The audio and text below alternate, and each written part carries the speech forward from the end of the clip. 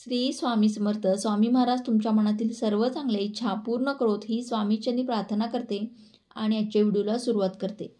येत्या 23 नोव्हेंबरला आहे कार्तिकी एकादशी. या एकादशीला प्रबोधिनी एकादशी तसेच देव उठणी एकादशी असंही म्हटलं जातं. ही एकादशी जी आहे ती मोठी एकादशी म्हणून ओळखली जाते. यामुळे या एकादशीचं व्रत जे आहे ते लहान मुलांपासून ते मोठ्यांपर्यंत सर्वांनी हे व्रत करायचं असतं. या दिवशी वारकरी संप्रदायातील तसेच वैष्णवपंथीय 1 दिवसाचं उपवासाचं व्रत करतात. हा दिवस जो आहे तो चातुर्मासाच्या व्रताचा शेवटचा दिवस म्हणून ओळखला जातो. या दिवशी भगवान श्रीहरी श्री विष्णू त्यांच्या चातुर्मासातल्या 4 महिन्याच्या योग निद्रेतून जागे होतात व पुन्हा या सृष्टीच्या पालनाचा कारभार स्वीकारतात असं मानलं जातं. त्यामुळे हिला देवस्थानी एकादशी तसेच देव उठणी एकादशी असं म्हणतात. आणि सर्वात महत्त्वाची गोष्ट म्हणजे याच दिवसापासून तुलसी विवाह जो आहे त्याची सुरुवात होत असते. तसेच आषाढी एकादशीपासून भगवान श्रीहरी श्री विष्णू हे योगनिद्रेमध्ये जात असतात. त्यामुळे हे 4 महिने महत्त्वाची कामं जसं की मुंज, लग्न हे सर्व काही जी कामं असतात ती या 4 महिन्यामध्ये केली जात नाहीत.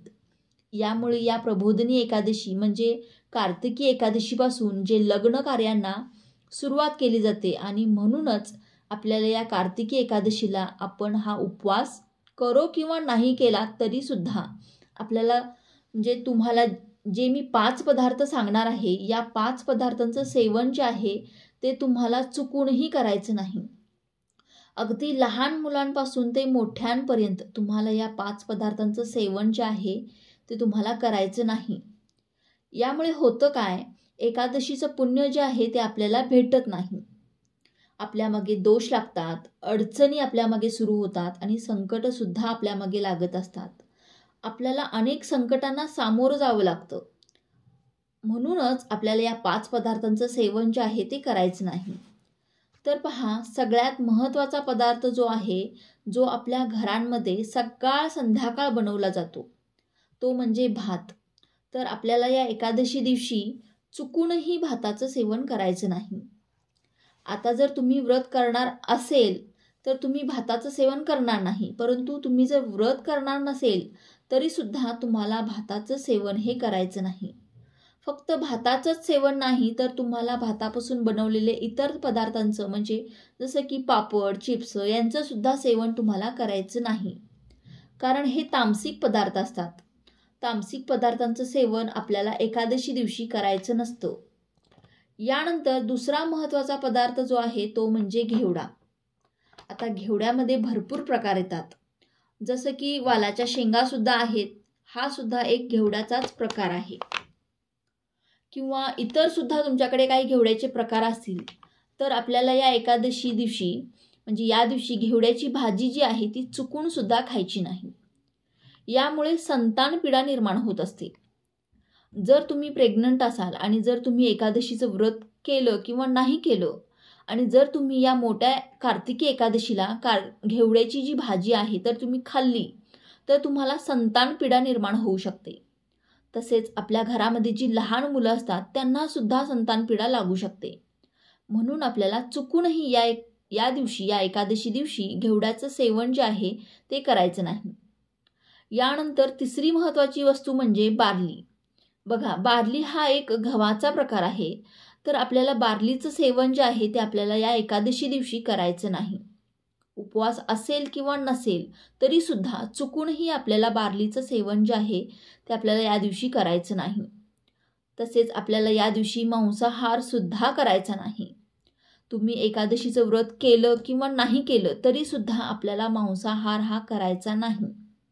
मांसाहार हा फक्त एकादशी दिवशी करायचा नाही असं नाही, तर आपल्याला एकादशीच्या आदल्या दिवशी, एकादशीच्या दुसऱ्या दिवशी म्हणजेच द्वादशी जी असते आणि एकादशी दिवशी म्हणजे या 3ही दिवशी तुम्हाला मांसाहार हा करायचा नाही. तसेच इतर व्यसन जसं की दारू, सिगारेट यासारखी व्यसनसुद्धा आपल्याला या दिवशी चुकूनही करायचं नाही. यामुळे आपल्याला आपल्या घरातील व्यक्तींना अनेक प्रकारचे दोष लागतात. तसेच आपल्याला या दिवशी कांदा, लसूण या पदार्थांचं सुद्धा सेवन करायचं नाही. हे पदार्थसुद्धा तामसिक आहेत. यामुळे चुकूनही आपल्याला या 2 पदार्थांचं सेवन करायचं नाही. जरी तुम्ही उपवास केला नसेल तरीसुद्धा तुम्हाला कोणत्याही भाजीमध्ये कांद्याचा आणि लसणाचा वापर हा करायचा नाही. तर पहा, तुम्हाला मी हे 5 पदार्थ जे सांगितलेले आहेत ते 5 पदार्थ तुम्हाला पूर्णपणे वर्ज्य करायचे आहेत. या एकादशीच्या दिवशी तुम्हाला या सांगितल्याप्रमाणे तुमचा उपवास असेल किंवा नसेल तरीही तुम्हाला हे 5 पदार्थ चुकूनही खायचे नाहीत. बऱ्याच वेळेला होतं काय की आपण भरपूर देवदेव करतो, देवाची सेवा करतो, पूजा करतो, व्रत करतो, परंतु आपल्यामागे नेहमी अडचणी लागतात, संकटे लागतात. बऱ्याच वेळेला आपण म्हणत असतो, मी एवढी देवाची सेवा करतो, पूजा करतो, व्रत करतो, तरीसुद्धा माझ्या पाठीमागे कटकटी का लागतात, माझ्याच मागे अडचणी का आहेत. तर पहा, आपण जेव्हा पूजा, व्रत, सेवा करत असतो तेव्हा काही नियमांचं पालनसुद्धा आपल्याला करायचं असतं. पण होतं काय, बऱ्याच वेळेला आपल्याला हे नियम माहितीच नसतात आणि यामुळे आपण केलेले व्रत, सेवा, उपाय जे आहेत ते व्यर्थ जातात. म्हणूनच आपल्या व्रतासोबत, आपल्या सेवेसोबत, आपल्या कष्टासोबत काही नियमसुद्धा पाळायचे असतात. म्हणूनच तुम्हाला या एकादशीचं व्रत करणार असाल किंवा नसाल तरीही तुम्हाला या 5 पदार्थांचं सेवन तुम्हाला करायचं नाही. जर तुम्ही या एकादशीचं व्रत नाही केलं आणि हे 5 पदार्थ खाल्ले नाही तर तुम्हाला एकादशीचं पुण्य जे आहे ते पूर्णपणे पुण्य जे आहे ते प्राप्त होत असतं. आणि जर तुम्ही हे व्रत नाही केलं आणि जर हे 5 पदार्थ सेवन केले तर तुम्हाला एकादशीचं पुण्य हे कुठल्याही प्रकारे प्राप्त होत नाही. म्हणून तुम्हाला आवर्जून हे 5 पदार्थ या एकादशीच्या दिवशी, कार्तिकी एकादशीच्या दिवशी, देव उठणे एकादशीच्या दिवशी हे 5 पदार्थ आवर्जून टाळायचे आहेत. तर चला, झालेली ही सेवा मी स्वामींच्या चरणी अर्पण करते. व्हिडिओ आवडला असेल तर लाईक, शेअर, सबस्क्राईब करा. भेटूया पुढच्या एका नवीन व्हिडिओमध्ये. तोपर्यंत सर्वांनी आपली काळजी घ्या. श्री स्वामी समर्थ.